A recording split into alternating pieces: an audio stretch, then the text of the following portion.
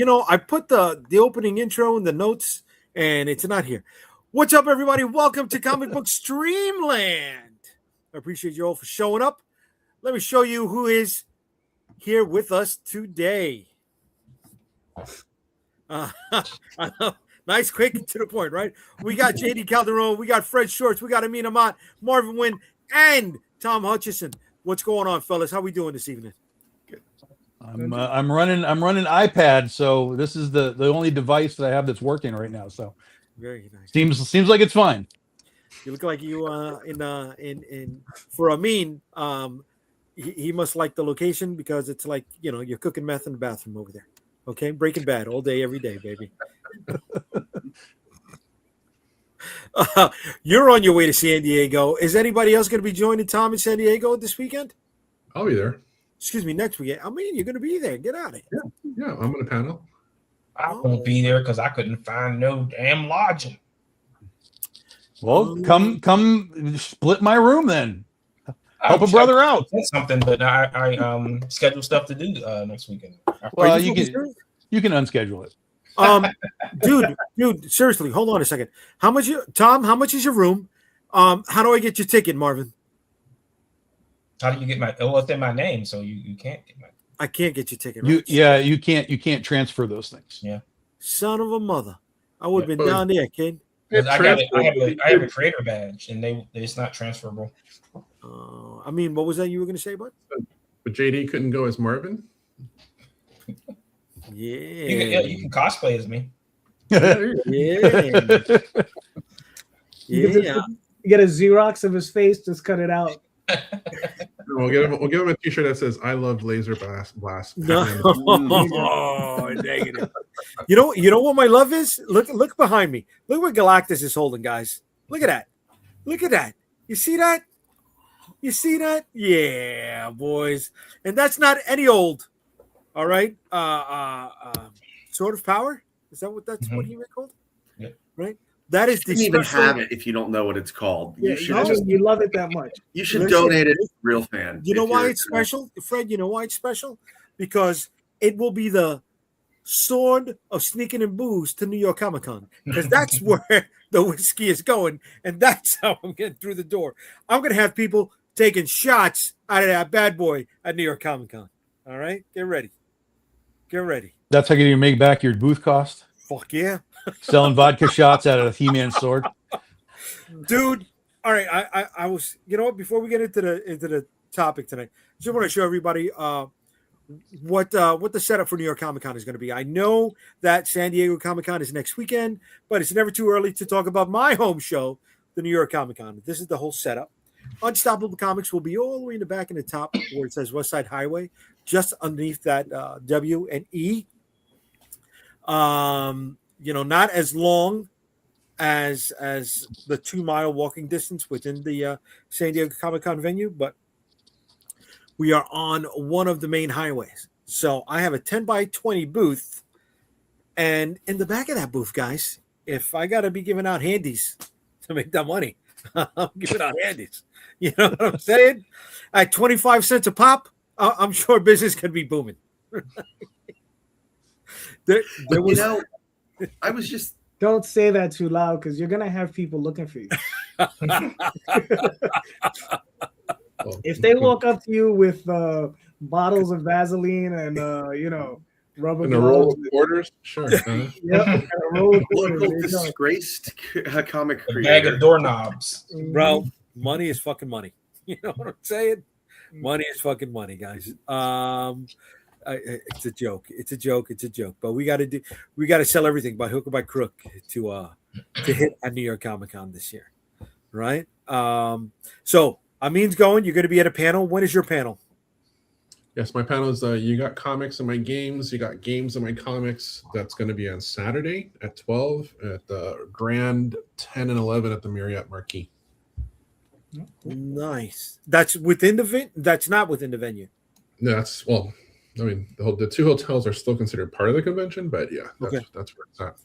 I've never been out there, so I don't know what the setup. Why don't you just go cosplay as Marvin and you'll be able to check it all out? I think, dude, I got to get the Under Armour head wrap, brother. What's up?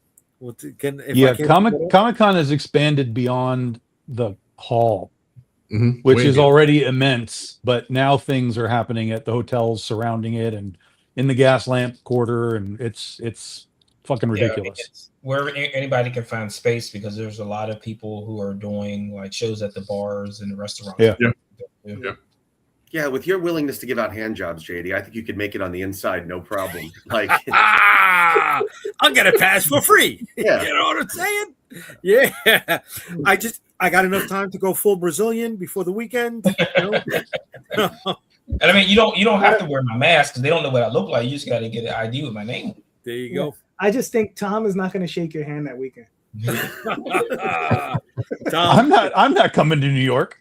Like, oh no! Oh, listen, let me tell you what happened to me today. That tells me why I am never going to that fucking city again.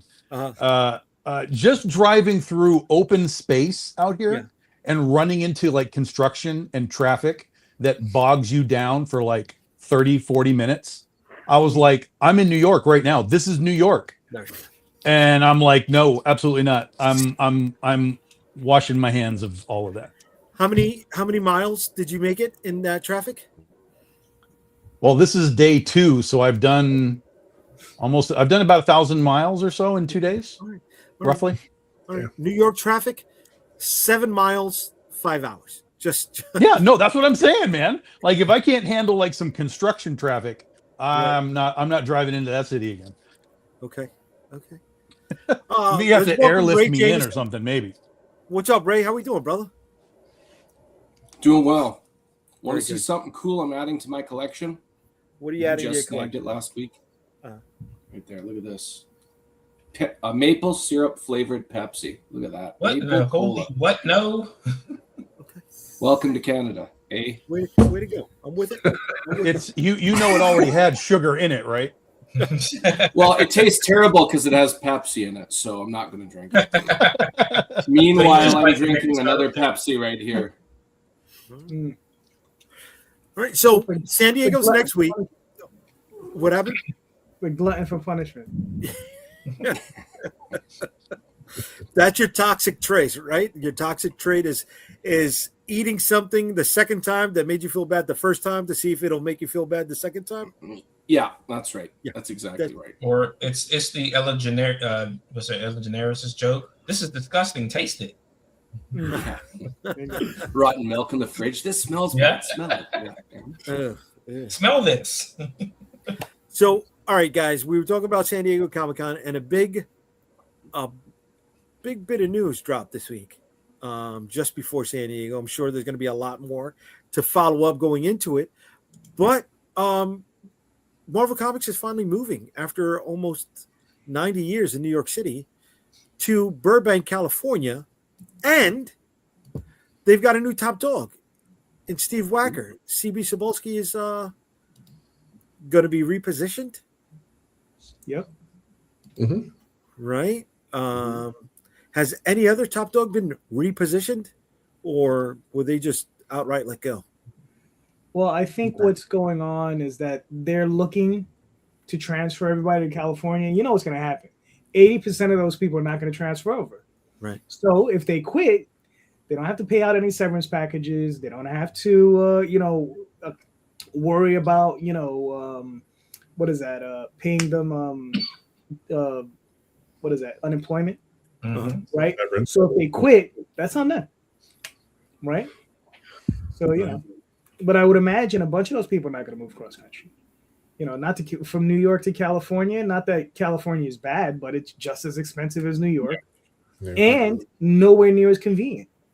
Because at least in New York, you can take the trains wherever you want to go, right? But California, man, if you're not driving, you're not getting anywhere. Mm-hmm. You guys think this is a Kevin Feige decision? Oh my God, who's the guy that Steve Wacker reports to? Breitbart? I don't know. I know it's a new guy, but I don't know who it is. Yeah, this is the mouse dictating. I got empty office space. I have empty office space. I want everybody here so I can look at them. You're all are moving over here. That's yeah. Because they're going to the Marvel Studios lot is where they're going to be at. So I mean, Yeah. But I mean, DC made the move years ago, so I mean, Right. now you've left New York, as New York was the epicenter of comics. Now you've got none. Yeah. No comic. No comic. That's not true. Jay's here, and so am I. That's all that Well, matters. I was going to say, as far as mainstream that are in New York anymore, but that's the first time in almost 100 years that I can fill the void. Oh my God! Look at that. Yeah. Oh my God! That's the new press release. That's next week's announcement. All right, for the New York Comic Con's announcement. Right. That's the whole big setup for me. So that means you're going to go around New York, sneak up behind people, and go, "I'm forming a team." Yeah. Well, we already got Ray joining the team, and you can work from home. Holy shit! I'm offering that option. Anybody else wants to come aboard? Fucking Unstoppable Comics is ready. And Comic Book Streamland is a part of Unstoppable Comics, guys. Holy shit. I didn't check these comments. We got a lot of people chiming in over here. Yeah, since Action Lab pulled up stakes, Comicsburg is the biggest comics publisher in Pittsburgh. See? You see? Now you get it, bro. Now you get it. Is Big Dog the biggest one in Michigan? No. It would be Mendoza and Still Ill. Okay. I mean, I know you got a lot of competition in Florida, right? Yeah, Fred. In my like tiny 2-block town that I live in, I think that I'm the biggest and only publisher. So if I really want to hone it, yeah, I'm ruling the roost down here. Right. You can put that on your flyers and everything. The biggest comic book publisher in these 2 blocks. Yes, I can mean, do like little you stamp. get more than 2 blocks, can't you? I mean, Where I'm at, probably. I could take Northern Michigan. I'll just let Dan have Southern Michigan. There you go. But to be fair, I did it without giving out shots in a He-Man sword or giving out any handies. So don't knock it until you try it, Fred. Don't fucking knock it. All right. Here we go. Chape, hello. Comic Bearded Land and Calderon. Oh, that's right. No, not everybody has a beard. Nope. Not everybody has a beard. There we go. We got Ray and we got Calderon without beard, sans beards. We got William, or sneak shots inside a wooded horse. Damn right, baby. Lexi Castillo, an F5U team. Hi. Marvin saying, "Welcome, Granda. What's up, guys?" Eric boy, I'm not Canadian. I'm sorry. It's pronounced "Je suis ne pas Canadien." Je suis ne pas Canadien. I like that. There you go. I like that, monsieur. Ray, what's up, Ray? Daphne, CB is going to officially change his name to Akira. Oh, that is something we're going to get into. Akira Yoshida may be making a return, right, to Marvel Comics. Not just yet. Now's your chance, Jay. Take over the city. Damn right, not just yet. Giving out what hand? A helping hand. Let's just say helping hand. All right? JD doesn't want anyone to not get handies. That's right. It's an experience. You got to get one. You know what I mean? You got to get one in the city. Nothing wrong with that. I came to New York Comic Con and all I got was this. Yes. And a pin. Oh, speaking of which. Name was spelled the wrong way, though.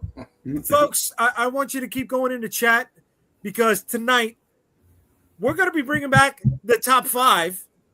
And one person that participates in the top 5 with us tonight will be getting this free of charge. I announced it earlier in the week. It is a zombie mailman heart enamel pin. Join the club for no money. All you got to do is participate in the chat. All right.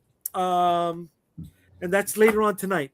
Here we go. Daphne's coming back with, you have to write the E-Train for that experience. Oh, Daphne, don't forget the A. Don't knock that one. Yes, Jay loves a good handy. Only on the weekends. Nice. So it's Friday. It's not midnight yet. I currently think that Amin is really questioning his life choices at this moment. Just saying. Nothing wrong with that. You would think that with inflation, Jay would have said like $5, but he went down to a quarter. It's kind of like this very 1970s Times Square sort of vibe. Bro, bro. That's You know what I mean? 1930. We're going whole Nickelodeon style. You know what I'm saying? Nickelodeon style. Pop Oh a my quarter in the goodness. machine, see what happens. Bucket. See what happens. Oh yeah. I am this loose because the wife is not here tonight. So normally she would have chimed in already. Jay, come down. You know, but Burks, wait, it's Friday. Damn right, brother, it's Friday. So yeah, the guys. question you haven't asked yet, JD, is does this change Marvel's publishing? Like, does it change some of the stories? Would the West Coast Avengers come back again? Didn't they come back already? I mean, they've come back multiple times. They've come back multiple times. Well, Iron Man is already situated in the West Coast, isn't he? No one It's cares. international. That doesn't Yeah. count. Thank you, Tom. Appreciate that. No one cares. Thank you. All right, so hold on a second. Hey, let's say no one cares. Let's hold on to that for a second. Is it a way to disperse your variant, right? Your knockoff characters. Is there a way to say, okay, U.S. Agent is on this coast, Captain America is on this coast, Miles Morales is on this coast, Peter Parker is on this coast? Why does the location of the publisher matter at all? Why did they have to move? Money, consolidation, all kinds of things. Mamdani, who knows? I mean, Mamdani's, you know. Mamdani's not a part of the reason why they're moving. no. Not Okay. You said it earlier. They have extra studio space on the lot. Sure. Why not Yeah, move it? that's because they've been firing people for decades. So, Yeah. you know. Right? Yeah, they Oh, were man. they were leasing that building that they're in. Also, they didn't own it, so I mean, Yeah. that could be. Leasing the building. Yeah. They lease maybe one floor. Yeah, You know, Yeah. I work in the building next to it, and these buildings is Rockefeller Center. They're massively huge, right. massive. These buildings. So they, if anything, they had a floor, maybe two, but they definitely only have one floor. Because I know the building that they're in. It's big. Yeah, because Disney owns quite a lot of buildings over in the Burbank area. None of it, the majority, it wasn't being used, especially post-pandemic. And I think that now the lease for where Marvel is about to expire. So obviously, Disney's kind of like, I'm not going to be paying rent for this guy. We're going to move everybody over here. Of course, that also means that you also get a way to clean house in certain ways. Because if they don't want to move, then yeah, here you go. Here's your severance. Thank you. I already saw that there are comments about Tom Brevoort. He's probably not going to go. Really? So, but how many people do they actually have in office there? Like most of their creatives are. Yeah, well, that's the thing. Most I would say the creators that do the most production, they're all freelance and they're all global. As for anybody that's in house, for the most part, they can get the same people over in California, and chances are even within Disney that we're not fired. So cost, yeah, it's consolidation, cost saving from their point of view. Also, be able to, I guess, from what I've heard, they want to tie all the creative stuff between the Marvel Studios and Marvel Comics. That's questionable, but whatever. But it's also just a way of just kind of like, yeah, we want to be able to see everybody at their desk working. That's what it is. Also, the oversight. Yeah. One of the things that we may want to talk about is Disney Publishing is out there, so they may fold Marvel over into that eventually at some point. So they might not ever. We might lose the EIC to Marvel altogether, and they just might be under Disney Publishing, which is a completely different monster. I think they'll keep it separate. The Marvel imprint is a pretty strong IP, and it sells it. And you slap that on almost anything, and you're guaranteed to sell it. So I think that if anything, it'll be where Marvel could fall under Disney Publishing, but it'll still have the Marvel imprint logo on everything. But it could fall into that. But then again, Disney Publishing also does a lot more stuff outside of comics. So it's it really depends. They might just use the distribution and sort of the Disney, I guess, pull and push that it has for the Marvel stuff. But in terms of the comics itself, I don't think it'll change. But it maybe the stories will start being different because everybody wants to do Marvel stuff that's based in New York, and they want to do that. If the company's not based in New York, then people will have a tendency to draw wherever the company is for whatever reasons that may be. But I don't know. it happens all the time with in other industries. So this is not really a big surprise to see Marvel do this, especially with Disney is the one who's footing the bill. Yeah, they want everybody in. They own a lot of real estate. They're like, no, we don't want to have this stuff empty, so we're going to bring you guys over, and we don't have to pay any stuff in New York. You know. And at the end of the day, the hardcore fans may cry about it, but in terms of the business itself, which Marvel has always been, it's just business as usual. I don't know why anyone's crying about it. Who's crying about it? Like it's not affecting any of your creators. Your editors are still on board. You know what I mean? Like you're just replacing cogs in the wheel. You're not replacing creative people. Yep. So, all right, let me ask you guys this question. Except for Brevoort, of course, but you know.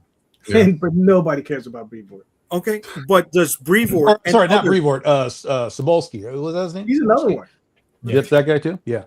Whoever, whatever that guy is gone, but everybody else is still there. Well, CB has been shipped off to Japan. He's going to do their manga thing.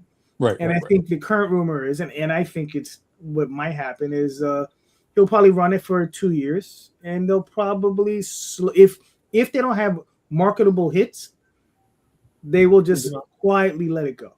Okay. Yeah. Well, that comes to another part, because by moving CB over there to do everything in Japan, and one of the biggest worries with the U.S. publishing is the amount of manga that gets produced and shipped over here, and the amounts that it's consumed. That we've known that for a very long time. You know, that Marvel and DC have taken even longer to combat that, or even try and set up a stronghold in order to fortify their place in the U.S. market. That's a fumble on their end. Now they want to try and make up for time, but could they? Maybe, but I don't think it's going to happen for a very long time. They can't compete. You know, manga has already established quite a foothold. They can do stuff that Marvel doesn't. They have different genres, different stories that they can tell that Disney may not be willing to do unless they decide to make another off-print imprint to do that. But I mean, it's almost like it's a little too late. So I think that whatever's going to happen to CB, true, if he doesn't pull out something successful fast, then he'll just be like, yeah, you're just going to get lost in Japan and just leave him there. Right. Right. And officially change his name to Yoshida. Right. Yeah. Let me ask Fred, Ray. Let me ask you guys. Let me start with you guys on this question. Do you think the editors that do not move with Marvel find jobs with some of the other independent companies and reinforce their foundation? You want to go go ahead, first, Fred? Go ahead. I'm just fighting. My munchkins are upstairs making some noise. You go ahead there. Yeah, of course. I mean, they're gonna go elsewhere. I wouldn't be surprised if like the other top indie publishers, scoop up a lot of these people right away.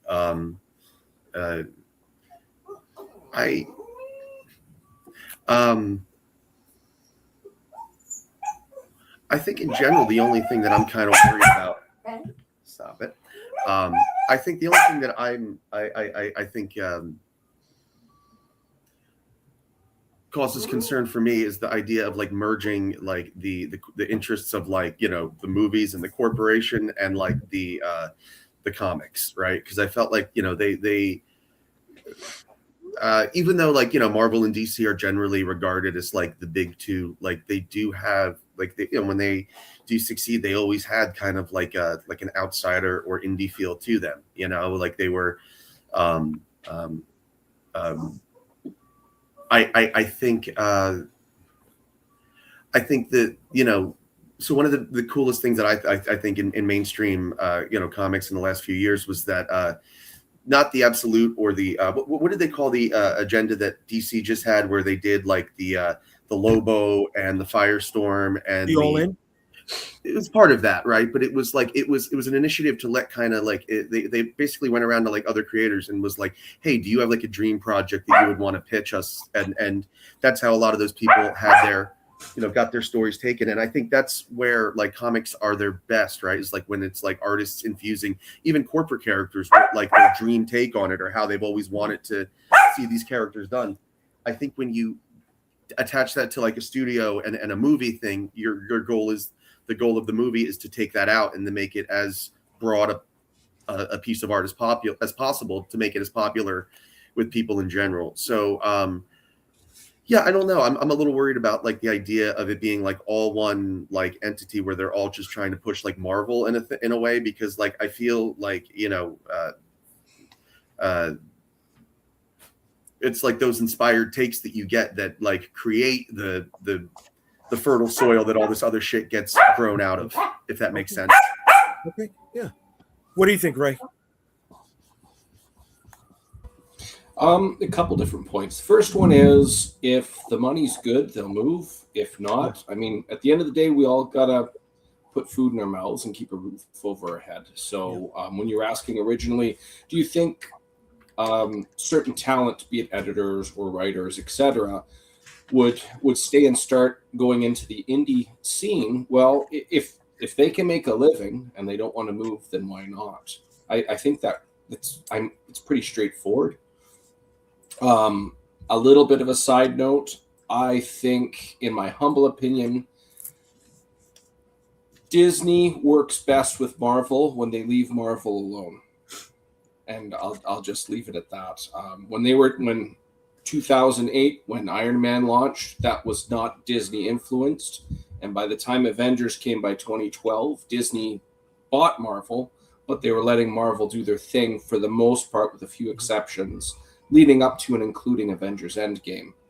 And I think they should have, if they're going to put everybody under one roof over in California, I think they should really reevaluate what phase 1, 2, and 3 of the MCU was, and understand that their comics need that, and to leave them alone, as opposed to some of the experimental. They tried some things, essentially, and I don't think it was for the best. In regards to all that talent, if they don't go over, if they can make a living off of something not of the big two, then why not? Sure, I can see them dabbling, no problem. Okay. Tom, let me ask you, brother. You know, it's not just editorial that may not shift over, right? It's also sales and marketing. If some of these other people in those areas go to other indie companies, is that a good thing for the industry at large or no? I mean, anytime you have somebody with experience, it should theoretically help somebody that needs someone with experience. Absolutely.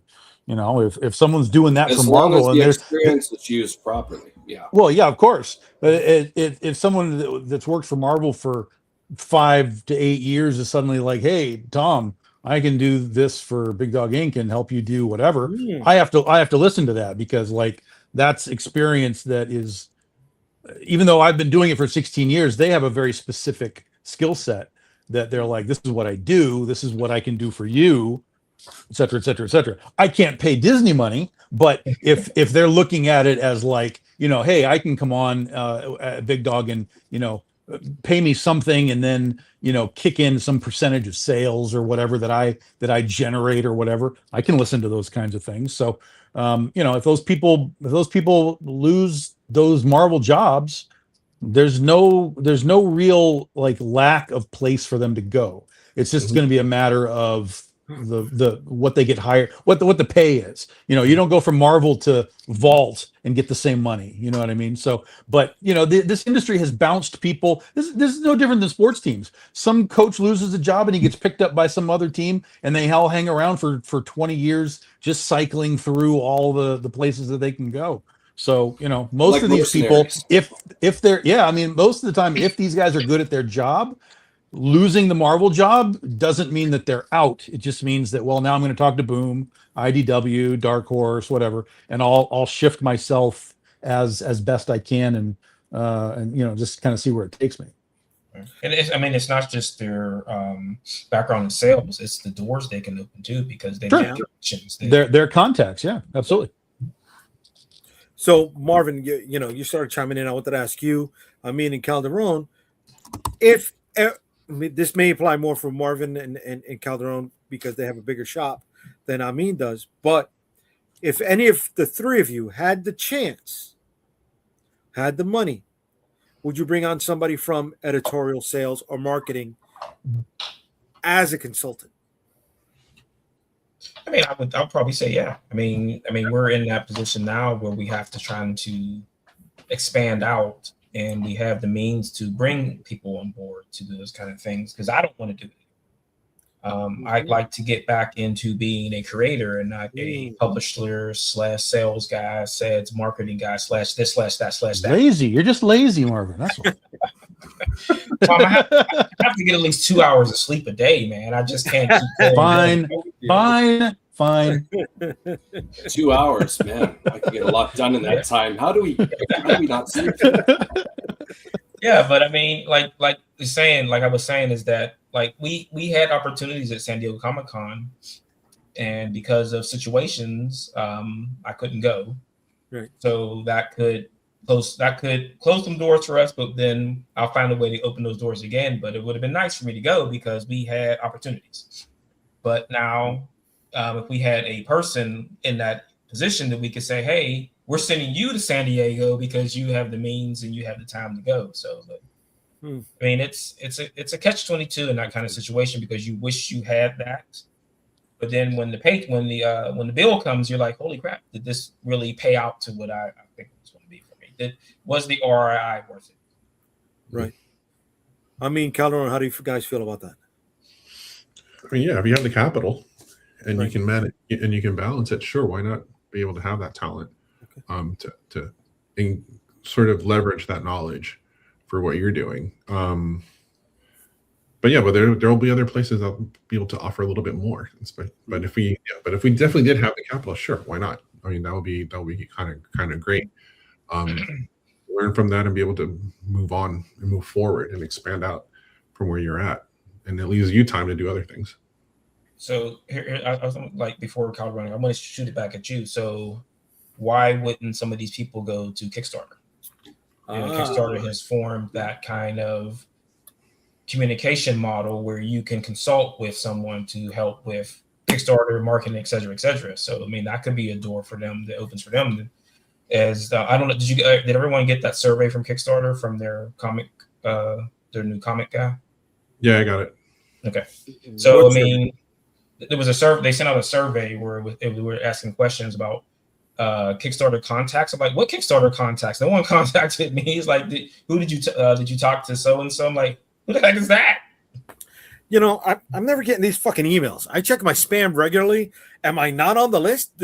Do 33 campaigns on Kickstarter not qualify me to be on this fucking email list that you're talking about? I don't know, but I'll forward it to you guys if you didn't get Please. it. But I'm like, okay, so these people are going to be open to new things. So why? I wonder if like this Kickstarter will be at San Diego Comic-Con. Are they going to be in that mix of bringing those kind of people? Like, are you guys moving to California? No. Are you interested in this? Okay. So Calderon, let me refine the question for you. All right. Now, because you and Daphne are thinking about expanding. So even if you don't have the capital, what is the number that you think you guys would be looking at to maybe secure some of this experience to help you guys in your expansion? I mean, if it's just as a consultant. Just as a consultant. Just as a consultant. I mean, I'll be honest with you. I have no idea. I have no clue. Okay. I mean, to be honest with you, I just have no clue. Right? Because, I could say $500, but are we talking about, is that 5 hours of their time? Am I paying them $100 an hour? Right? If I say $1,000, am I paying $200 an hour, so on and so forth. So we don't know. I mean, I would like an hourly rate, right? And then that way I can make a distinction, right? Okay. And then I can say, okay, well, if it's $50 an hour, I'll get 10 hours out of for $500. Let's see what happens. You can spread that out over, a couple of weeks or a campaign or two. That's a good price, $50 an hour. I'm just saying. Yeah. No, I know. I mean, but 50, 100, whatever it might be, know. Yeah. But to go to Marvin's point about, are they going to go to Kickstarter, right? Kickstarter, it's its own animal, right? Mm-hmm. And in the end, what's going to happen is, I feel that we already have a number of people who have come into the space who are already pushing forward other talent, right? Like some of these older books that we see go up are usually done by other sources, and they're just the face for that, whatever that piece is. And I can see more of that happening, but eventually, that well is going to dry up, because, all right, Daphne and I, we just finished Adventure Finders.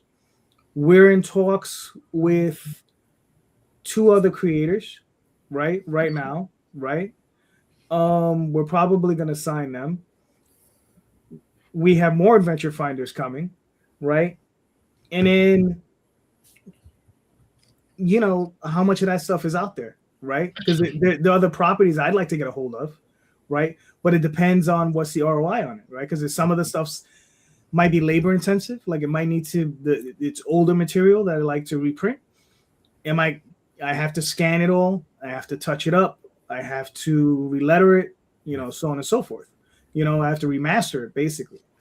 So yeah, I mean, it depends. Are those people who are coming from Marvel willing to do that type of work? Right? So it depends on the individual, because they're going to be someone to be like, yeah, right, and then they're going to be someone like, hell no, right? So it depends on the individual. And you see someone like Tom Brevoort, right, who, he's been a top line editor over there for a long, long time, and he's not going to be looking to talk to me or you or any one of us for $250 an hour. Right. Okay. I mean, he's just not, if his, annual contract is under, I think, $500,000, right, he's not gonna even look at you. Right. Or at least that's what I think. I don't know. I mean, it could be a quarter. No, listen, that's fair. I'm not looking at the editorial staff. Right. Mm-hmm. If I got to consult anybody, I'm looking at, people in the sales team, people in the marketing team, folks that have the connections with stores, folks that have the connections with distribution channels. Right. I'd love to pick their ear and know.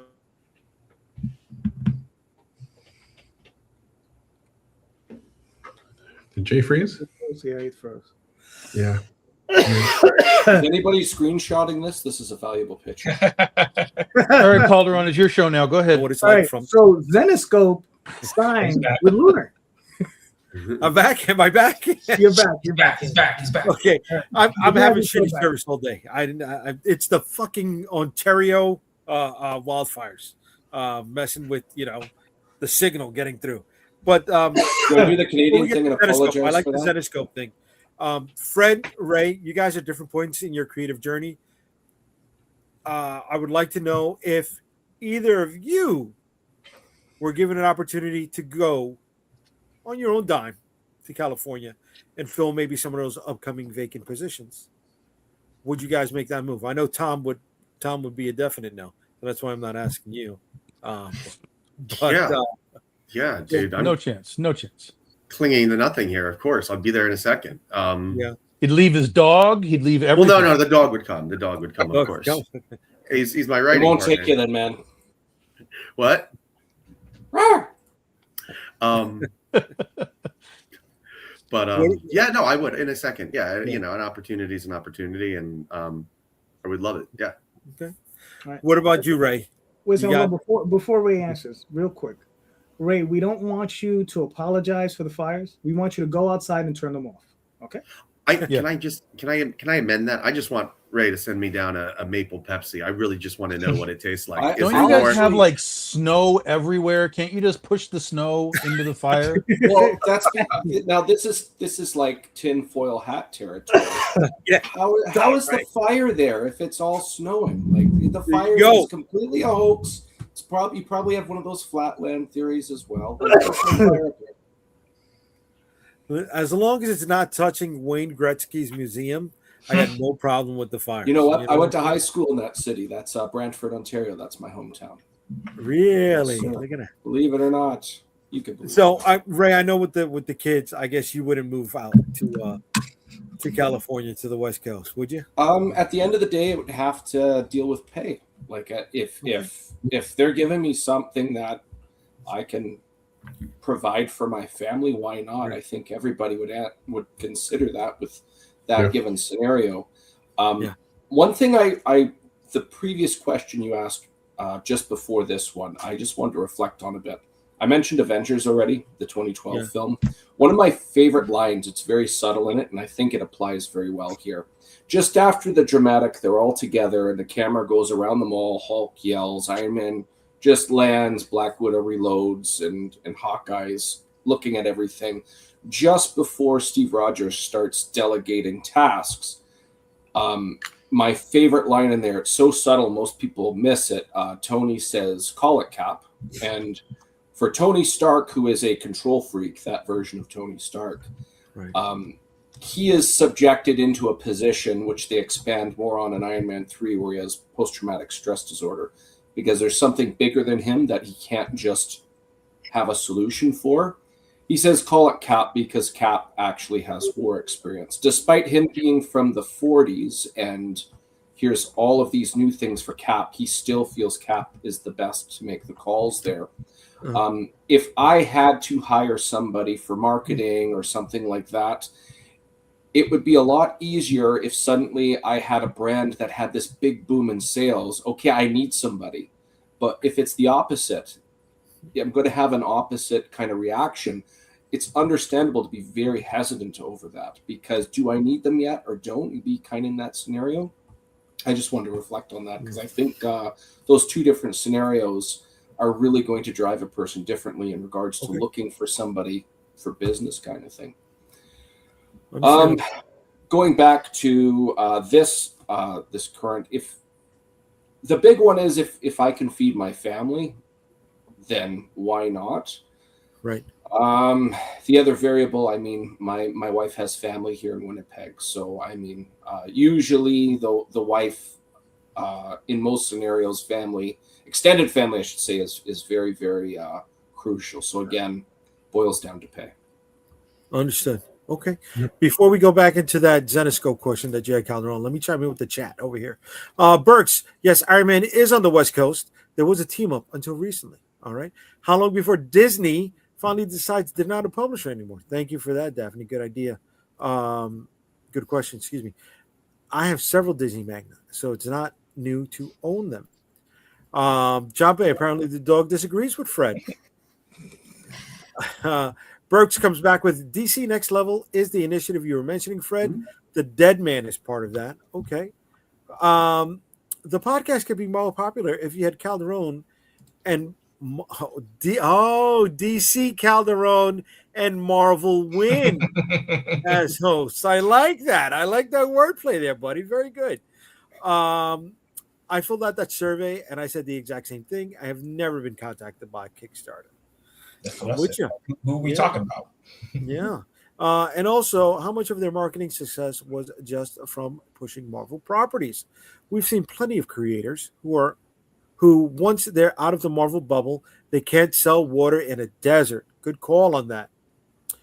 Fred's dog is going to write Spawn. If McFarlane draws it, it'll sell 100,000 copies. Apparently, right? Apparently. It's fine. And if they ask for a percentage of your IP and partnership, would you give it up? Ooh, a la Tom's favorite show, Shark Tank. No. Okay, I'll get back to that question. But let's chime in with the Zenoscope segment. Calderon, what was that you were chiming in on? Oh, Zenoscope just signed up with Lunar. Yeah, that's not new. Oh no. Okay. I've known that was, well, let me rephrase. I've known that's been happening for a while. It's maybe it's official now, but because I just got the email. Yeah. Okay. That's why. And as a buyer from DCBS. So that's why, because it wasn't in a catalog anymore. And they were, obviously everybody was asking why.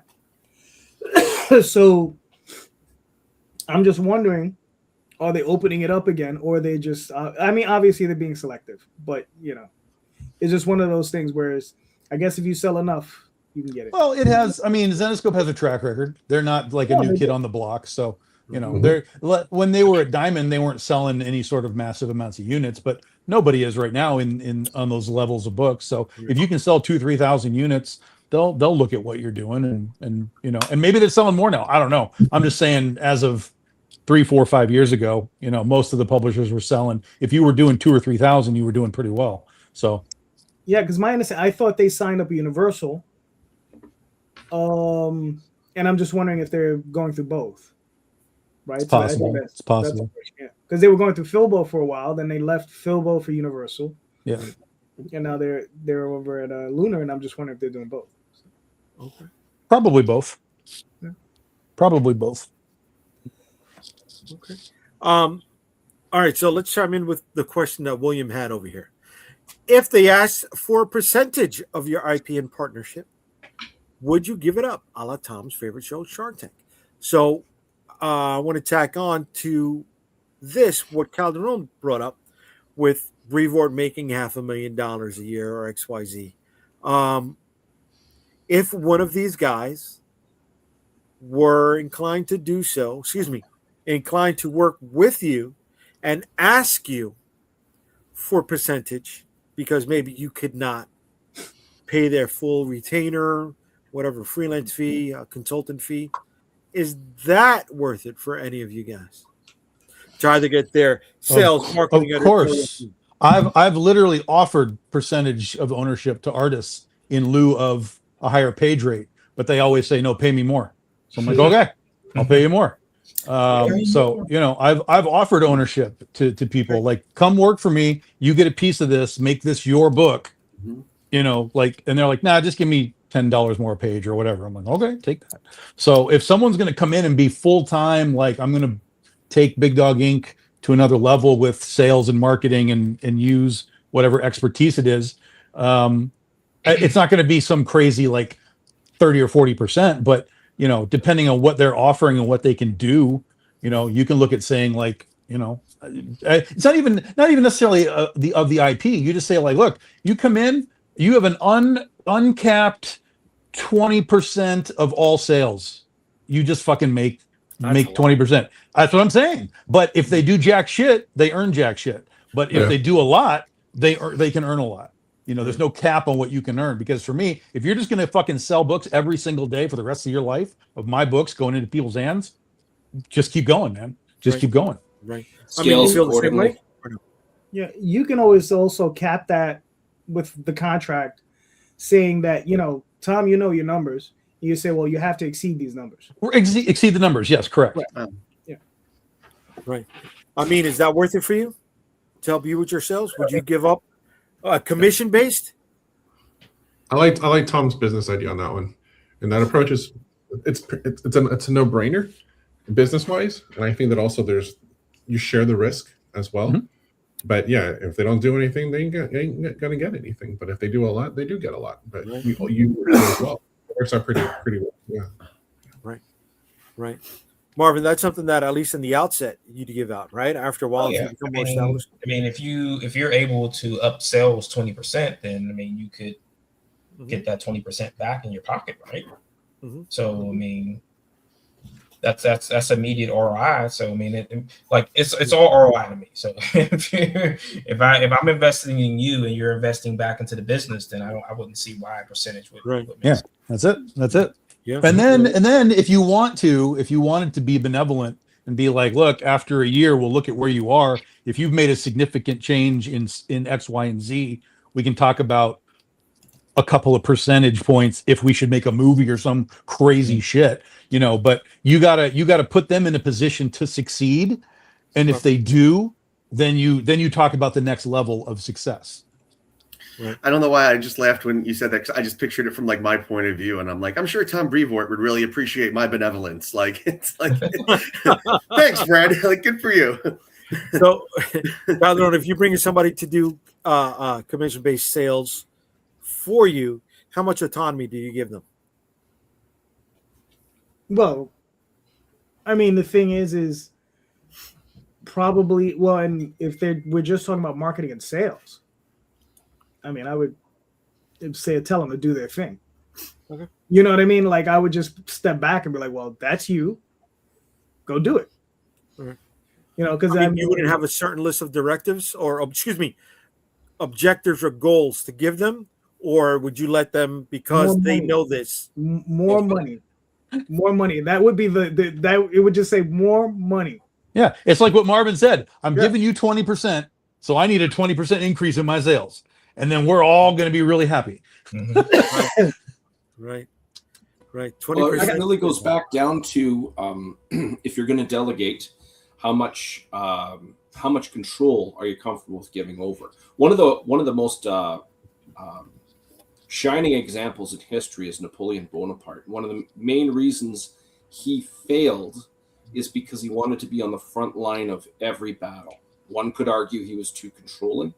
And if you're going to give somebody free rein in something like sales, bump up sales and they'll scale accordingly, you really don't want to crush out what they can do by dictating too much to them. There's an interesting balance there, in my humble opinion. Yeah, I think the easy thing is just like whatever you want to do, just run it through me. And that way, if I see a glaring mistake, I can be like, whoops, let's talk about that. But otherwise, if they're just going to come in with like, well, I'm going to put you here and I'm going to put you here and I'm going to put you here and we're going to sell on these sides, whatever. Okay. So I know what you're doing. I just want to know what you're doing. Right. That's really the key is tell me what you're doing. That way I can gauge my expectation of, okay, we're on these 3 new sites. Let's see what these 3 new sites are doing, et cetera, et cetera. Right. Amin and Marvin, I want to know how benevolent are the two of you? Are you willing to give them 20% of the net or 20% of the gross? You always gross, man. Never the net. Really? Always gross. Yeah.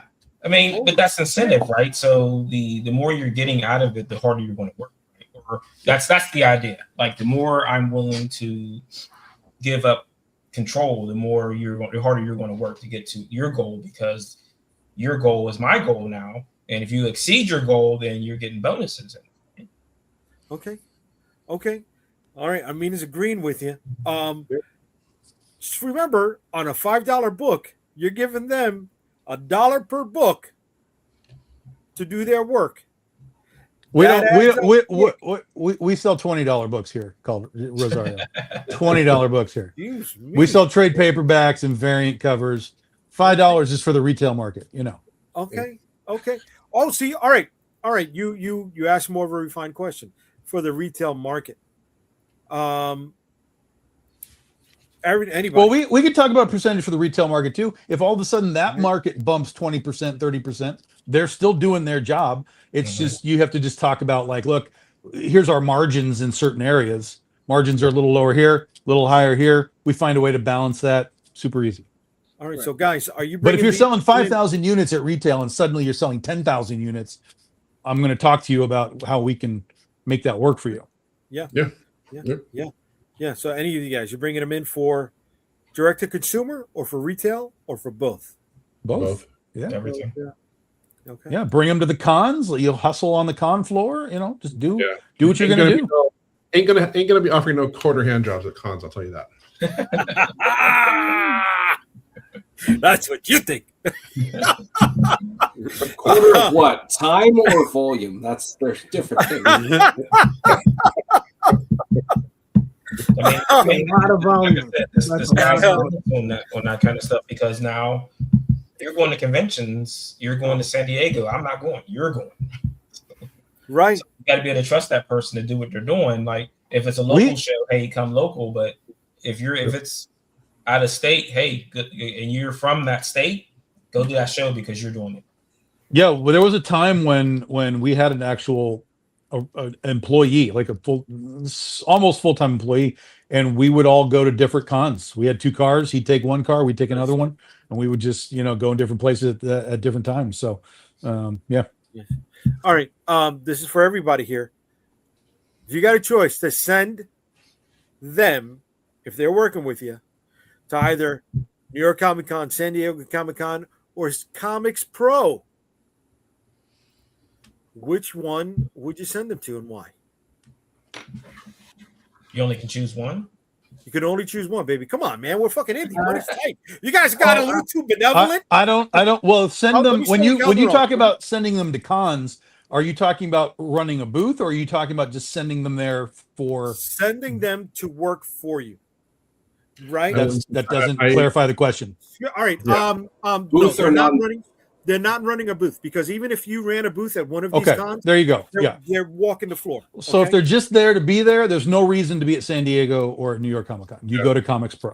Okay. Calderon, what do you think? You were going to chime in with this. I would talk to the person and see where they feel they would be most effective. There you go. Ha-ha. And that's where I would go. Okay. All And right, then you Felix. tell them to go to Comics Bro because there's nothing to do at New York and San Diego as far as like trying to sell your wares in that regard. Like there's, you know what I mean? Like if I go to San Diego, I can go talk to Nick Barucci at Dynamite and I can help myself. But my guy going to talk to Nick Barucci, it doesn't accomplish anything because he's there to sell Big Dog Inc. stuff. But that's you. I don't have any contacts with Nick Barucci. Maybe that would be something that I'd be interested in. Well, then you would need to go do it, not send a lackey to do it. I would rather send somebody else to do it. Oh, I know you'd rather do it, but you're not going to get anything out of that. That's what he's paying for. He's paying for that experience. For it, and that connection. And it's not just Nick Barucci. It's like, whoever the current head of Dark Horse is, right? Whoever the current head of Oni is. Yeah, but what I'm saying is if you send your assistant to go talk to an editor about you and you as a creator, that's doors are going to get slammed. Like nothing's going to happen. Nothing's going to happen. I would talk to the individual because you never know. They might already have contacts at these places and they might be able to get you through those doors, by just having those contacts. So, no. Yeah. All right. No. Well, you guys are on two different ends of the spectrum. Let's go with Fred. Where are you at in the spectrum, buddy? I'd probably, ask for, where they think they would. I'd probably lean with JD on this one. I have a hard time bossing Tom Brevoort around and telling him where to go and how to. Screw Tom Brevoort. You tell him where to go. You tell that guy you're on payroll. You're going where I'm telling you, Tom. I think he knows how to better be Tom Brevoort than I do, so I'm going to let him tell me how to do it. Okay, Ray, where are you sending him, bud? If it was right now, I lean towards JD. If it was 5 years in the future, I would lean towards Tom. Okay. I mean, I wouldn't send them to any of those places. I'd send them to the American Library Association conference, good fucking and then man. from there, work through all the other book fairs. Okay. Marvin. I mean, so being the information that I have, the good news is that Comics Pro will be at San Diego Comic Con and New York Comic Con. So you go to all the shows. So you don't lose anything. Yeah. They're going to be there this year? They're going to be in New York? Yes. Yeah. Oh, hello. Yeah, they do. Remember that they do that retailer thing. Was the Thursday before? No, the Wednesday before. Wednesday before. So, and then on Friday, Comics Pro is doing the whole thing at San Diego Comic Con. Okay. Very cool. All right. Guys, we're at the bless you. We're at the 1 hour mark. We're loaded today. And I'm bringing back top 5. So I got a couple top 5 questions for you guys. I hope you're ready. Oh, but before we do that, we got a couple of campaigns that are live right now. We're going to be live on Kickstarter. So I'm going to bring them up very quickly. The first one is Marvin's book, which has been on Kickstarter for what, 2 weeks now? 3 weeks now, brother? I don't even remember. Too long. Only 8 months more to go. Just remember, you did it to yourself. Sorry, it doesn't end until next year, Tom. So I contacted Kickstarter and I was like, can I just run this for a year? And they were like, fine. Uh-huh. All right, so give us a quick I was gonna say a quickie. Give us a quick rundown, brother. Well, the quick rundown is I see that JD hasn't backed it because it doesn't say that you backed it. Doesn't. That's right. I got 13 days to go, bud. So this is volume 3 of The Edge. Volume 1 and 2 are also included. So in volume 3, the organization God's Thunder, who hates anyone with special abilities, sends Kyrad to eliminate them all. Kyrad is an 8-foot hulking tall monster with his giant hammer that's going to wreck everyone in his way, but he also has his own agenda. Okay. Way to be. You're completely funded. You've unlocked the first stretch goal, right? I've unlocked 3 stretch goals so far, and there's one at 3,000. So whoever puts in the next 100, we get to unlock a Kyrad trading card. Way to be, baby. And this is also part of the creator crossover trading card set. Right? And that was the first card to get unlocked? Yes. How far down in the campaign is this? It's at the bottom, bro. You just went past it. I just went past it. Okay. I'm doing this on a touchpad on a laptop. Get a daggone mouse, bro. I know.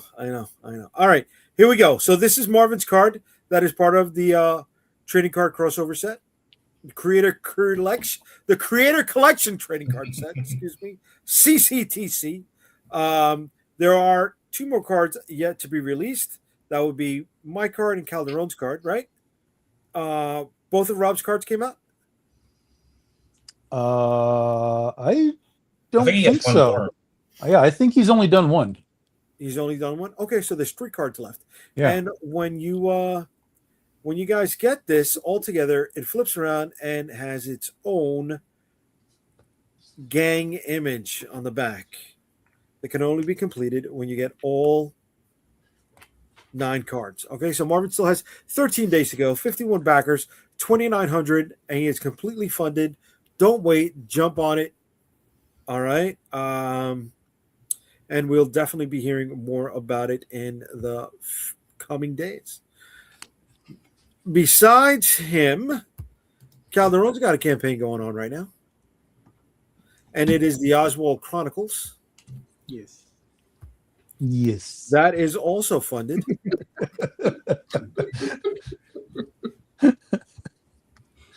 Give us a quick rundown, brother.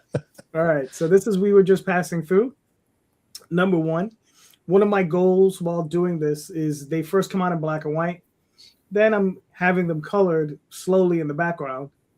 And this is the first issue of this particular short story that's in color. So this particular story finds Oswald. He's on the mall.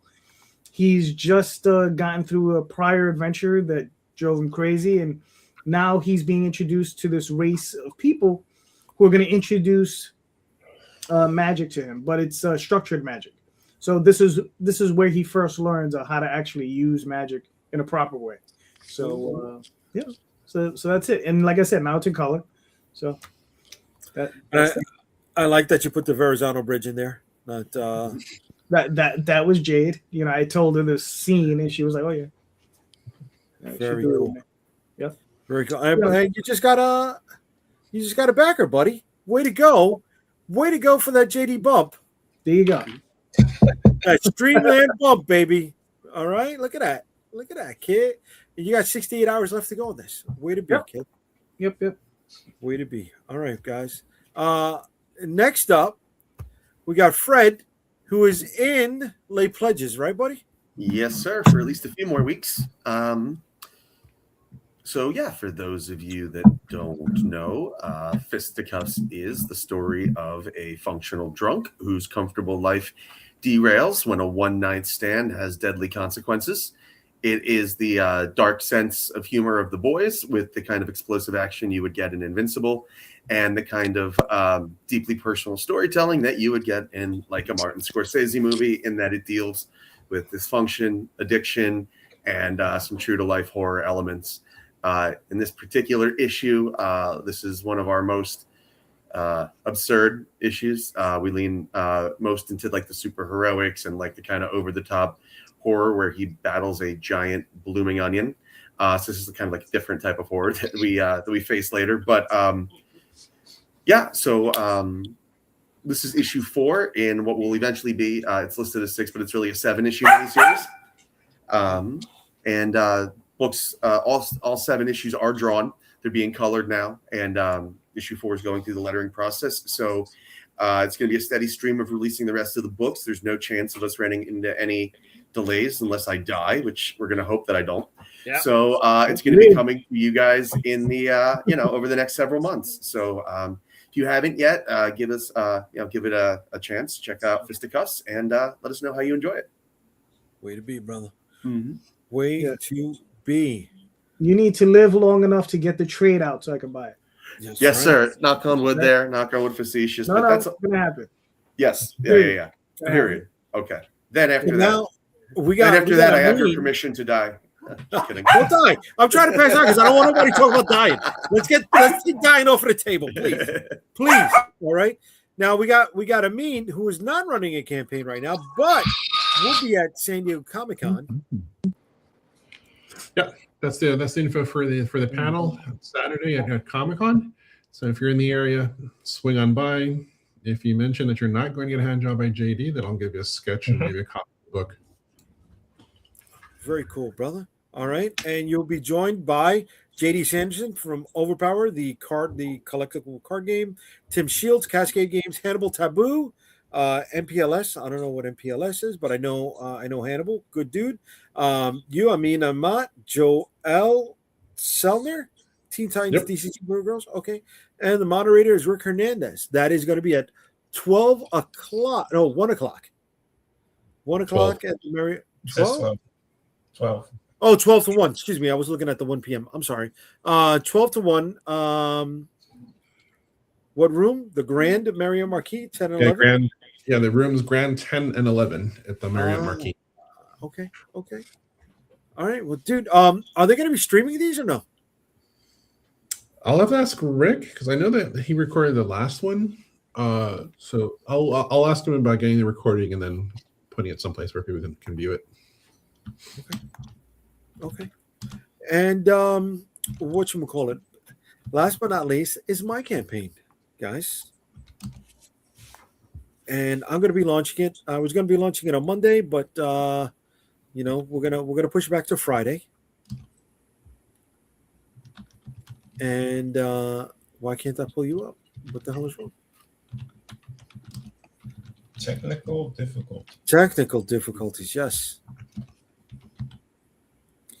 All right, so New York versus the World is going to be going live next Friday, and we are remastering and coloring New York versus the World #1, guys. For anybody who is a returning backer, I've got a special holofoil trading card that goes to anyone who is coming back. We don't have frequent flyer miles. We don't have that punch card that says you get your 7th coffee for free.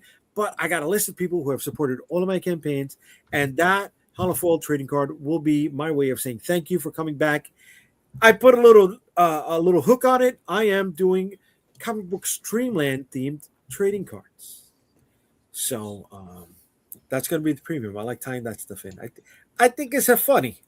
So if anybody knows about New York versus the World, she's going live. For those who don't, it is a story about the zombie apocalypse here in New York City.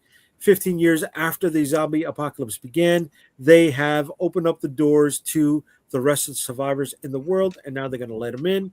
But can you trust those who are not there from the beginning? There we go with all the stuff that's coming out. Marvin, you said you got a boogie. Yes. You want to let everybody know where they can find you, brother? Yeah. So tomorrow I will be over in Allentown for the opening of the book deli. You can also find me still on Kickstarter for the next 13 days. Hit me up on comicsburg.com and theedgecomic.com. All right. Way to be, brother. Way to be. Thanks for hanging out with us, Marvin. We'll catch you, bro. All right. Have a good one tomorrow. And send us some pictures, man. We want to see it. Pictures? That's evidence. Are you going to go get a piece of concrete when they tear down the mall so you have a piece of history?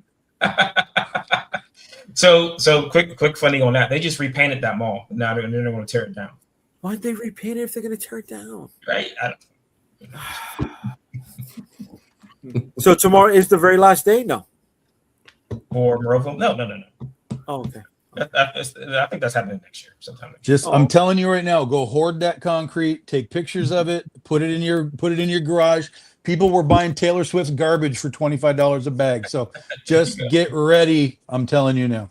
Go for it, kid. All right, brother. Night. Take care, man. Take it easy, Marvin.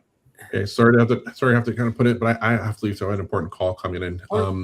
But thanks for hanging out with us. I mean, I appreciate you. All right. All right, brother. All right, I mean, later. Have See fun ya. at San Diego. All right, guys. So no one wants to play your top 5. I see. No There's one wants to 5 of play us. your top 5. We have to play top 5 because there's 5 of us. There you go. I like have the way you think, Ray. I appreciate that. Top 5 places you'd send your minion if you had somebody to work for you. Oh, that's good. But let's hold that for next week. Top 5 Canadian forest fires. There's one that's going to be in all 5. All right, guys. I'm going to start this off. Okay, there's no randomizer. We're going right from the top. Top Really? 5 B. Fuck it. Top 5 D movies. Let's go. D. Let's go right from the bottom. Top 5 D movies. And since we're at the bottom, I'm going to start with Ray. All right. I'm gonna ad lib this because I'm on the spot. I don't have time to prep. I have a guilty pleasure of one. Some people would not consider this D. They would consider it a masterpiece. I would be one of them. It's called Kung Pao Enter the Fist. Okay. I love that movie. If you ever seen this one, Jay? That's the Yeah. Oh my God. Righteous Gemstones. What's his name? Steve Oderick. He directs it and he stars in it in a green screen. He's put into an old 1970s kung fu movie. It's that bad. This way. I'm sorry. Okay. It's amazing. In regards, I mean, you're gonna say D movies. Obviously, I think everybody's gonna have Laser Blast on there. I think, but I'll throw it in there because I know everybody else is going to too. Laser Blast is a solid C, sir. That's a good. I was about to say that's a C- movie if ever there was a C- At the minimum. Get rid of him, yes. I don't know, guys. Buckaroo Banzai. That I just, it's a guilty. John Walker is dead. He fell on his head. Just makes me laugh.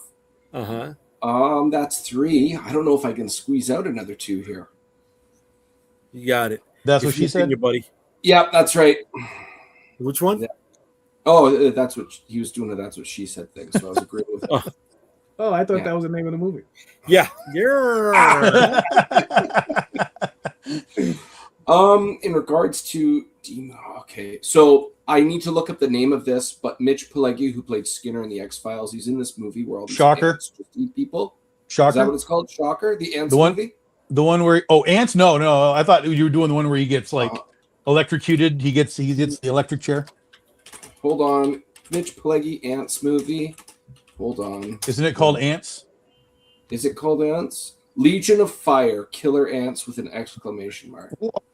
I've never even heard of that.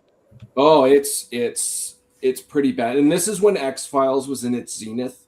To see this man take this role on for such a terrible movie, he was obviously duped into it. I don't know, somebody had like extortion or blackmail on him or something. It's amazing. There's always like, oh no, they're coming, and then it's stock footage. You see these ants just like moving across like sand. I feel like the ants are like, you'll never get us, ants. The ants are like, except for the part where we will, and they're just slowly moving. I'm gonna stop there at 4. I can't think of another one off the top of my head for a 5th spot. Ray, come you want on. a 5th one? I need a 5th one, baby. You Okay. got it in you, kid. Blood and Bone with Michael Jai White, where he beats up Kimbo Slice in a prison shower scene. There you go. Wow. Okay. Tom, you ready, kid? I don't like shitty movies. I only like good movies. I've seen your yearly list twice. I mean, there's really only 2. Yeah, but like D movies, these are like really bad. There's a few movies that to me the best so bad it's good movie of all time is Jaws 3. Like it's the top of the worst of the best of the worst. So that's there. I would definitely put Laser Blast on that list because I remember as a kid just loving all the stop motion shit in it. It's just fun. I'm trying to run through my like fucking DVD collection, like what is in there. Showgirls. I can watch Showgirls for sure. Wow, that's a hard pull. I can definitely watch Showgirls. That's like you're like the cast iron stomach of bad movies, man.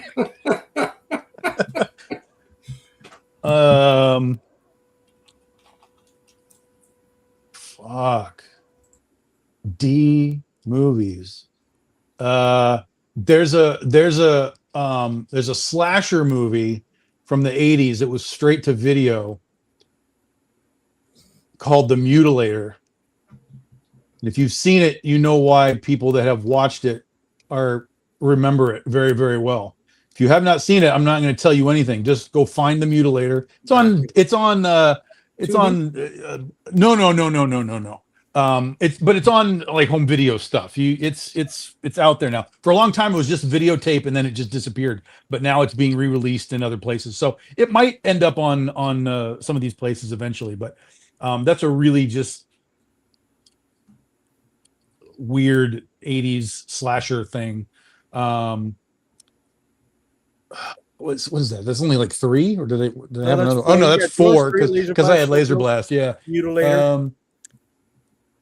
Go back in the Wayback Machine.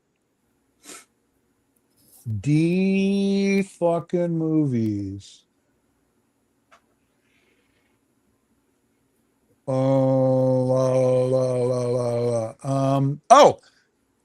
Ghost Shark. Ghost Shark is absolutely a D movie, but it is fantastic. Fantastic. Ghost Shark. 100%. Everybody needs to watch Ghost Shark. You're not ready for it. It's so good. Okay. All right. Yeah. Fred, we're coming around the horn, buddy. You're up. I'm disappointed in myself. I didn't do good in this category. For some reason I blanked out on like low budget horror, but the only horror that I have on the list, I'm going to share a spot for Jason Takes Manhattan and Jason X. Love Jason X for the win. Oh, I love Jason X. I don't even think that's a D movie. Like that's wildly underrated. Yeah, it's great. Yeah. I'm gonna go. The guy riding Jason into the atmosphere on fire. Oh, jeez. I'm gonna go with the original Masters of the Universe with Dolph Lundgren. It's one of my favorites. Superman 4. I absolutely am an unapologetic Nuclear Man fan. One that we're doing this week on Critical Affection, the show we do Monday nights, Plan 9 from Outer Space, the OG of bad movies, and one that I discovered recently that sneaky good, but the made-for-TV movie of Doctor Strange, really good. Oh, okay, I'll give you that. Mm-hmm. All right, that's a good list. It's well thought. You thought you did poor in this. Come on, kid. I would have liked to have gotten some other dirt cheap horror movies in there that, but the ones that I thought of were tended to be better than D quality. So, all right. Calderon, what's your D list? 47 Ronin. Oh, wow. Okay. With Keanu Reeves. Yeah. I will take this sword. That is one of my favorite shitty movies. I wanted more out of that. I really did. Huh? Yeah. I wanted more out of that. I wanted so much more. All right. The last Fantastic Four movie that wasn't a Marvel movie. Whatever that Frank Trigg directed it. No, Josh Trank. Trank. I'm thinking of MMA fighter. What am I saying? Yeah. Frank Trigg. Yeah. He's a referee now. Okay. Van Forstick, as they call it. Oh, do you want to know what's funny? I completely agree with you on that film, except for the last 20 minutes. That's where it completely falls apart, is when they go and get Dr. Doom. It all collapses. But up until that point, it works. Okay. The Seventh Son. I don't know that one. Son. I don't know that Jeff one. Bridges is in that, right? Who? Is that a Jeff Bridges one, or am I thinking? I believe so, and I believe that he just chews through the scenery every time. Another one of my favorite shitty movies. Yes, it's a classic Witch Hunter style movie, right? Yeah. Seventh Son, the Seventh Son, basically. Yes. Yeah. I remember this. Okay. Hellraiser Bloodline. That's a great one. It's a great one. Is that the most recent one? No. That's the fourth one. It's the one with the origin of the box. Yeah, it's the one where they're in space. Yeah. Okay. Yeah. Which is the one that has the girl from Deep Space Nine? 3. Oh. Terry Farrell's in 3. The Hulu one was really good, actually. I like that one a lot. It's okay. That doesn't fit with the originals, but I liked it a lot for what it was. When the ship converted into the box at the end of the movie, I was just That was great. That was great. That was fucking great. If you like That is Jason cool. X, you have to like that movie. Like that's fucking great. Yeah. And my last one is Atlantic Rim. Oh God. Oh. You saw it. Okay. Is that what it sounds like? Is it just like a Pacific Rim set in the Atlantic Yeah, Ocean? it's the Yes. Asylum films. Yeah. Cool. Yeah. It is bad. It is fucking bad. I'm just looking up images, and these robots are definitely ripoffs. Like these are Temu Jaggers, basically. Yeah. Amazing. You just, because of that, you just put a new number one in my spot. Special mention to Krull, which I got the Blu-ray for. But that's coming off because of the big kaiju fighter movie that didn't have kaiju. I'm going with RoboJocks right on the top. Yes. Okay. Yeah, that's an old one too. That's an old one. Laser Blast cannot hold a candle to my number two spot, which is Jim Cotta. That's not even good. That's just trash. That's just trash. So fucking trash. This is a legitimate moment. This is not made up. This is not an explanation. This is not a defense. When it was still only HBO, Cinemax, and WHT for your cable options, all right? I remember the time change difference, and I wanted to see a movie, and I was going to wait up to see this certain movie. This is too much. This is too much for Jim Cotta. It doesn't deserve all this story. I forgot about the time change. All right. So the gap that was left, that 1 hour gap, they just started the Jim Cotta at whatever moment that could finish the rest of the fucking hour. Wow. I never saw that happen again. I just like how in the one top five where Laser Blast is a given, you still will not respect it. It's amazing. Negative, doctor. Speaking of Laser Blast, the other day, somebody said that so online, somebody said that the turtles, the aliens, the whatever, they're turtles, right? The shellless turtles. That was Mitch McConnell. That sounds fucked up, but I thought it was funny. So Jim Cotta was my number two. Number three, because of the mid-movie pitch by George Clooney, I'm putting in Attack of the Killer Tomatoes. I remember liking that when I was younger, so I have no complaint. So fucking bad, dude. I never saw the movie, but I did see the cartoon. Unbearable. It was a thing in the 90s. Yeah. Unbearable. Yeah. A Sci-Fi Channel mainstay starring Mr. Arquette. I'm going with Eight-Legged Freaks. I remember liking that. Yeah. Okay. And Carrie Were. And then the top of tops for me is Captain America. Oh, but not the MCU Captain America. 1990? I'm talking about Matt Salinger. Yes.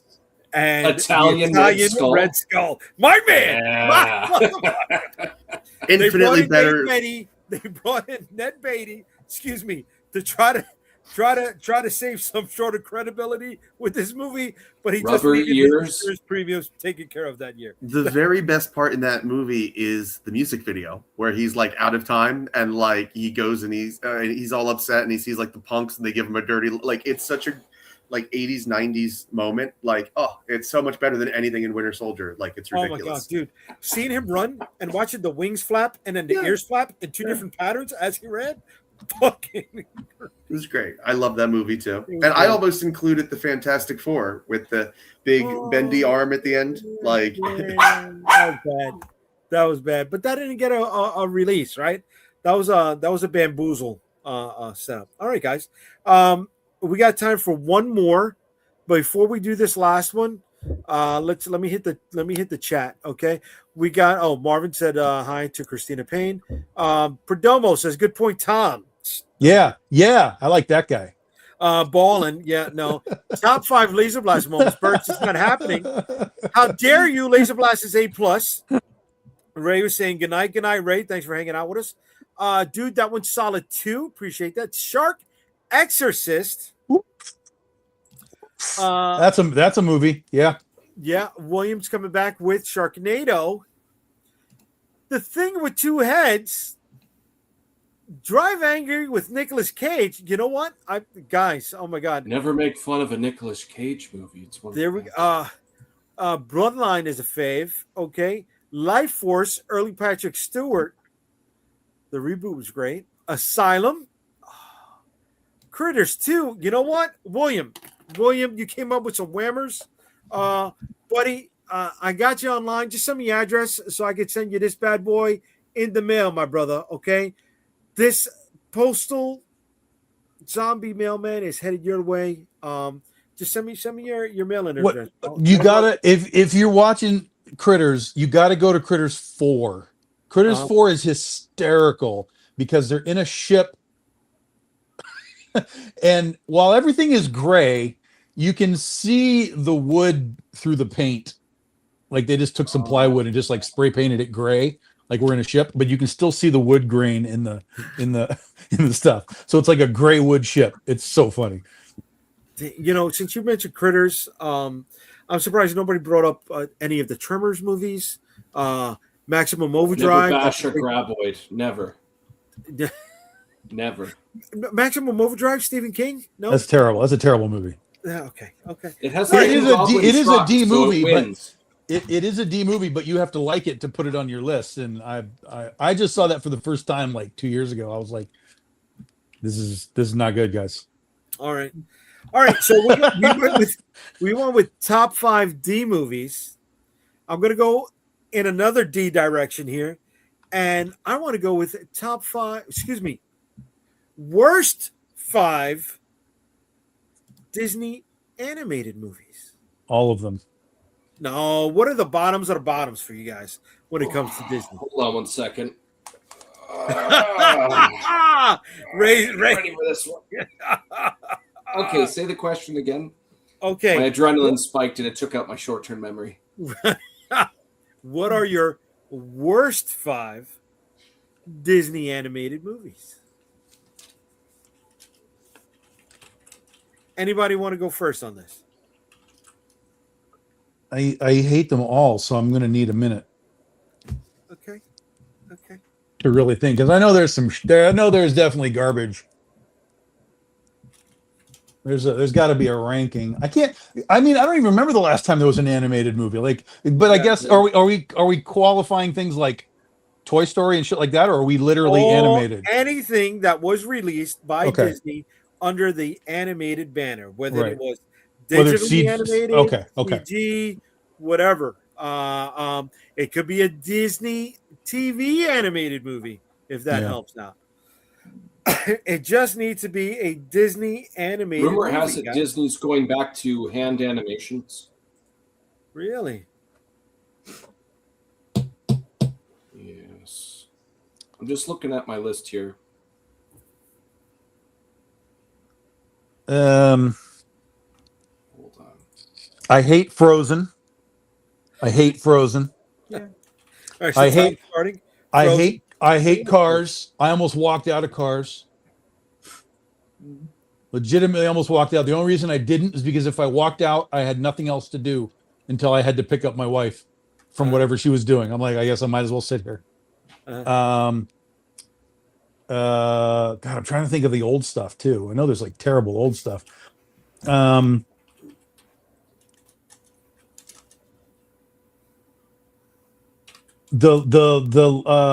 live action Aladdin is terrible. No, but that's not animated. I was thinking of the Blue Genie guy as being animated, but that's not animated. Because if that's the case, you could add then you go too far. No. Yeah. We don't got to call that. We don't got to call that. Okay. Yeah, I think our list should be combined because I'm not going to be able to think of 5. Yeah, I like Disney animated movies. I've got like 2 negatives, and that's it. I love Disney animated movies. Fantasia 2000. I really think. I got that on my list. Baby. Yeah. That's bad. Oh, yeah. That's bad. Yeah, because I love the first Fantasia, but 2000. I'd maybe go Snow White and the Seven Dwarfs. You know, it's a little Really? dated and not my favorite music. But Cinderella's a little bland for me. But other than that, like I ultimately like Disney musicals and stuff. So Okay. Yeah. All right. Ray. Come on, Ray. I mean, there's shit like Oliver and Company and garbage like that. Like, I mean, there's garbage that no one would even think about. I've got 3. Give me Ray.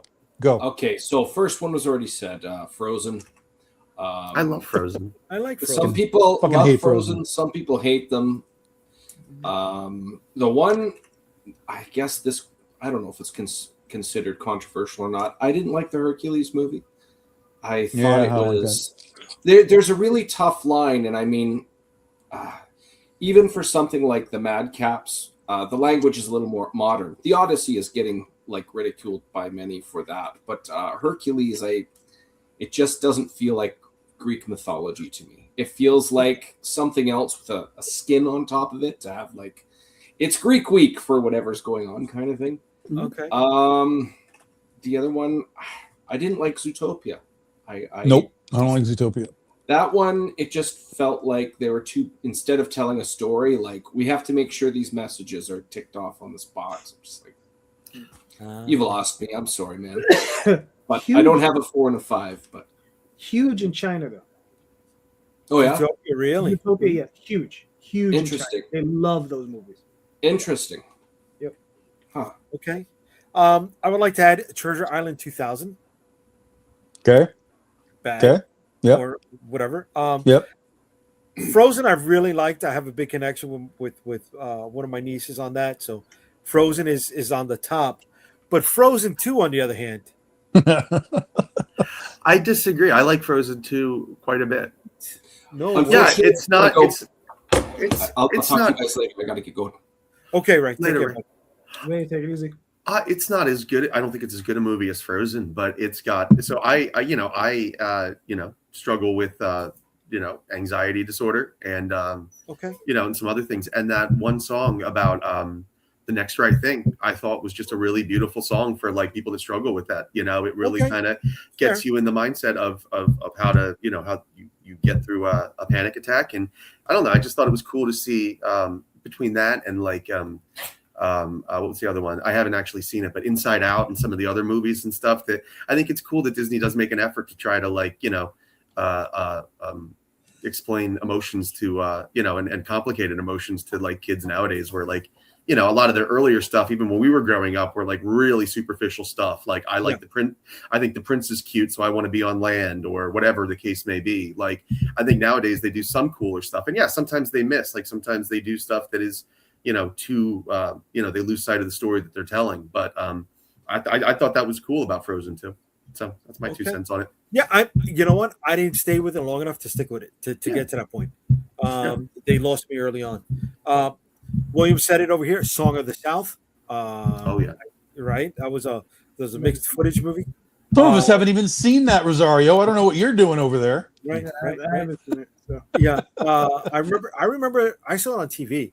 I think I'm aware it of was it. 11 here in New York. Yeah. I mean, a lot of people, especially like Daphne, is better versed at this than I am because she actually took film study courses in college concerning animation and stuff, and she's seen the film.